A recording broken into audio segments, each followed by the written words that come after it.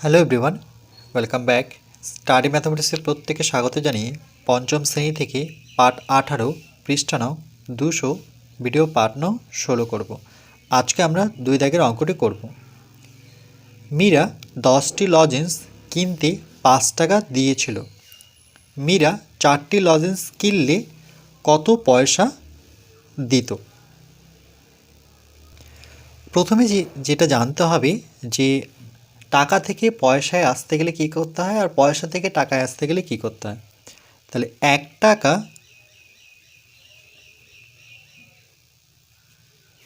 সমান 100 পয়সা। প্রথমে এটা জানতে হবে। আগে 1 পয়সা 2 পয়সা 1 আনা 2 আনা চলতো, তো এরকম 100 পয়সা মিলিয়ে 1 টাকা হতো। এখন তো পয়সা চলে না, 1 পয়সা 2 পয়সা 10 পয়সা 5 পয়সা 25 পয়সা 50 পয়সা চলে না, একবারে এখন টাকা চলে, 1 টাকা চলে। তাহলে এই 100 পয়সা মনে রাখবে, এটা 100 পয়সা সমান 1 টাকা, বা বলতে পারি 1 টাকা সমান 100 পয়সা হয়। তাইলে এখানে 5 টাকা সমান কত পয়সা হবে? তাইলে 5 টাকা যখন আমরা টাকা থেকে পয়সায় আসবো, তখন 100 দিয়ে গুণ করতে হবে। তাহলে এই 5কে 100 দিয়ে গুণ যখনই করব তখন আর টাকা থাকলো না, এককটা তখন লিখতে হবে পয়সা। এটা মনে রাখতে হবে। তাহলে সমান কত পাবো? 5 দিয়ে 100কে গুণ করলে পরে 500 পয়সা, 500 পয়সা।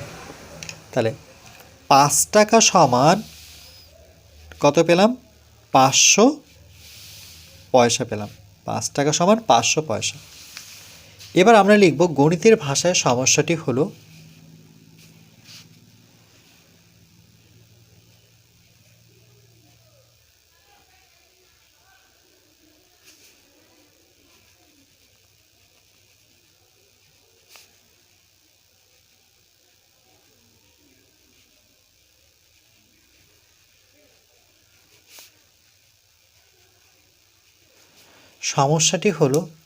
একদিকে দিব আমরা লজেন্স সংখ্যা, আর এখানে যেটা বের করতে হবে কত পয়সা, অর্থাৎ দাম বের করতে হবে।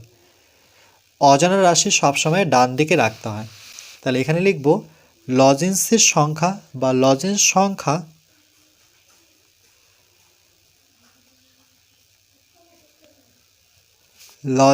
সংখ্যা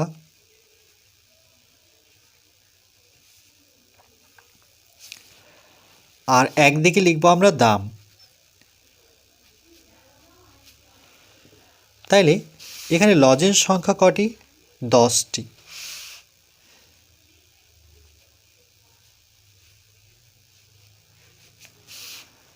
দাম কত? 5 টাকা।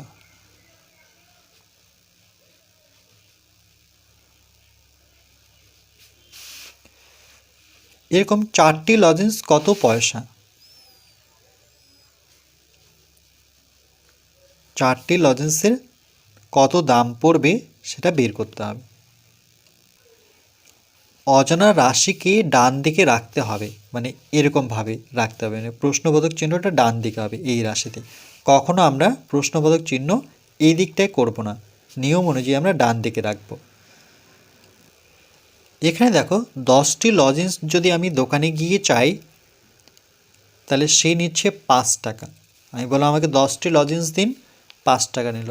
এবার আমি বললাম পরে গিয়ে যে আমাকে 4টি লজেন্স দিন, তো 4টি লজেন্স দিলে কিন্তু 5 টাকা নেবে না। কেন? কারণ আমি লজেন্স কম নিচ্ছি, তাহলে টাকাটাও কি হবে? কম নিতে হবে। তাহলে যেহেতু লজেন্সের সংখ্যা কমে যাচ্ছে, তাহলে টাকার পরিমাণও কমে যাচ্ছে, দুই দিকেই কমে গেল। তাহলে সরল সম্পর্ক। তাহলে লিখব এখানে লজেন্স সংখ্যা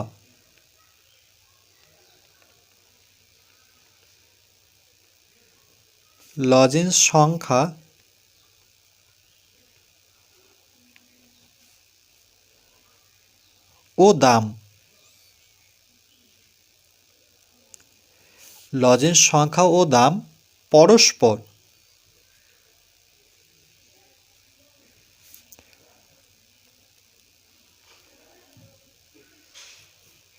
পরস্পর সরল সম্পর্কে আছে।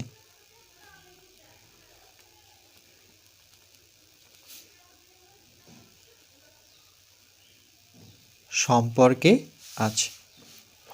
তাহলে লিখব 10টি লজেন্সের দাম 5 টাকা।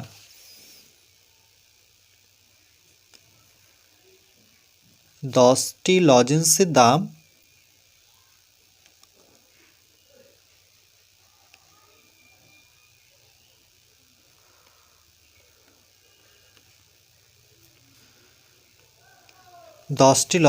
দাম 5 টাকা। তাহলে ঐকিক নিয়মের অঙ্কের ক্ষেত্রে একটি লজেন্সের বের করতে হয়, মানে 10টি লজেন্সের দাম যদি 5 টাকা হয়ে থাকে তাহলে একটি লজেন্সের দাম কত পড়লো সেটা বের করব। তাহলে একটি লজেন্স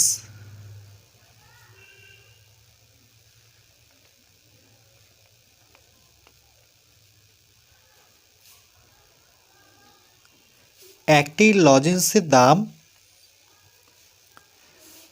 দেখো 10টি লজেন্স যদি দোকানে গিয়ে চাই তাহলে 5 টাকা নিচ্ছে।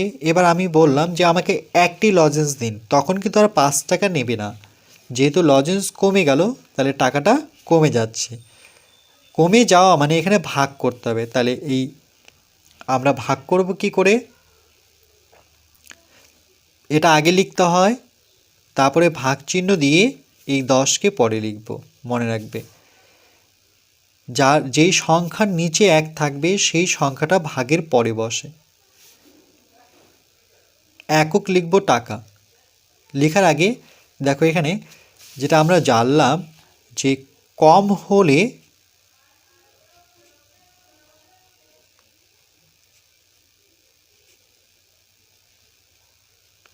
ভাগ হয়। ঐকিক নিয়মের মধ্যে এই নিয়মটি কিন্তু ভীষণ ইম্পর্টেন্ট, কখন ভাগ হয় আর কখন গুণ হয় এটা কিন্তু জানতে হবে। তাহলে কি করে ভাগ করব, এখানে আমি ভাগ যদি না করি তাহলে এই 5 উপরে বসাবো আর 10 নিচে বসে। আরেকবার বলছি, দেখো ভাগের পরে যে সংখ্যাটি থাকে সেটি দাগের নিচে লিখতে হয়। এখানে একক দেব টাকা, এটা এভাবেই থাক। এবার 4টি লজেন্স যদি আমি চাই তাহলে 4টি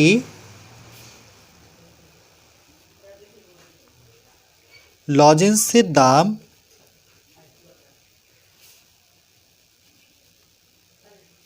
4টি লজেন্সের দাম কত হবে, দেখো একটি লজেন্স যখন চাইলাম তখন কিন্তু দামটা কমে গেল, এই জন্য ভাগ হলো 5/10 টাকা। 10 ভাগের 5 ভাগ আমাকে দেবে ধরে নাও, এটা আমি যেহেতু করছি না কিছু এখন, এভাবেই থাক। এবার দোকানে গিয়ে আমি যদি বলি আমাকে 4টি লজেন্স দিন, তখন কিন্তু আর আমাকে কম টাকায় দেবে না, যেহেতু লজেন্সের সংখ্যা বেড়ে গেল তাহলে দামও কিন্তু বেড়ে যাবে। এই যে বেশি হলো তার মানে গুণ করতে হবে, তাহলে এই সংখ্যাটার সাথে আমরা 4 গুণ করব। তাহলে লিখব সমান, যেটা পেয়েছি সেটা কত, 5/10 পেয়েছি। এবার গুণ চিহ্ন দিয়ে এই 4 বসাবো, প্রথমে এটা বসাবো তারপরে এটা বসাবো। একক লিখব টাকা। তাহলে গুণ কেন হলো, কমে গেলে যেমন ভাগ হয়, বেশি হলে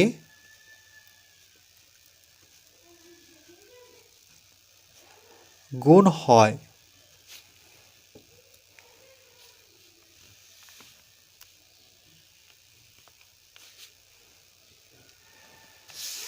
এবার আমরা যদি কাটাকাটি করি তাহলে এখানে আমরা কাটাকাটি করতে পারি। দেখো 4 আর 10 লব আর হর কাটতে পারি, যেমন 5-এর সাথে 10 কাটতে পারি, 5-এর ঘরে নামতা পড়ে 5-কে 5, 5-এর ঘরে নামতা পড়ে 5×2 = 10। তাহলে কত পেলাম, 1/2। এই 2 দিয়ে আবার 4কে কাটতে পারি, তাহলে 2-এর ঘরে নামতা পড়ে 2×2, 2×2 = 4। তাহলে 1×2, তাহলে সমান 1-এর সাথে 2 যদি গুণ করি তাহলে 2×2, তাহলে কত পাচ্ছি, 2 টাকা পাচ্ছি। তাহলে উত্তরটি এভাবে লিখব। তাহলে মীরা 4টি লজেন্স কিনলে কত পয়সা দিত, যেহেতু পয়সা বলেছে তাহলে এখানে আমরা পয়সার একক দিতে পারি। তাহলে এভাবে লিখব যে সুতরাং মীরা মীরা 4টি লজেন্স কিনলে 4টি লজেন্স